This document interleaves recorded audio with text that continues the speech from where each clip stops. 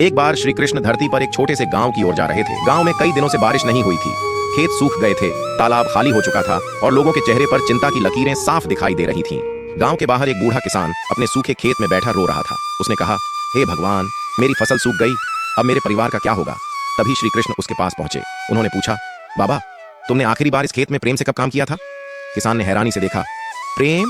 मैं तो बस चिंता में डूबा रहा। कृष्ण मुस्कुराए और बोले, जहां चिंता होती है वहां ऊर्जा सूख जाती है। कृष्ण ने अपने कमंडल से एक बूंद जल उस सूखी मिट्टी पर गिराई। जैसे ही बूंद धरती को छूती है, वहीं से एक छोटा सा हरा अंकुर निकल आता है। किसान की आंखें आश्चर्य से फैल जाती हैं। कृष्ण कहते हैं, मैंने सिर्फ जल दिया है, जीवन तो तुम्हारे विश्वास ने दिया है। उस दिन के बाद किसान रोज प्रेम से खेत में काम करने लगा। धीरे धीरे पूरा खेत हरा होने लगा। जहां पहले दरारें थीं, वहां अब लहलहाती फसल थी। गांव के लोग भी प्रेरित हुए और मेहनत करने लगे। कृष्ण दूर खड़े मुस्कुरा रहे थे। आशीर्वाद की वर्षा कुछ ही दिनों में आकाश में बादल छा गए। बारिश शुरू हुई और पूरा गांव खुशियों से झूम उठा। फसल इतनी अच्छी हुई कि हर घर में अन्न भर गया। श्री कृष्ण ने कहा, मैं चमत्कार नहीं करता, मैं सिर्फ तुम्हारे अंदर छुपी शक्ति को जगाता हूं।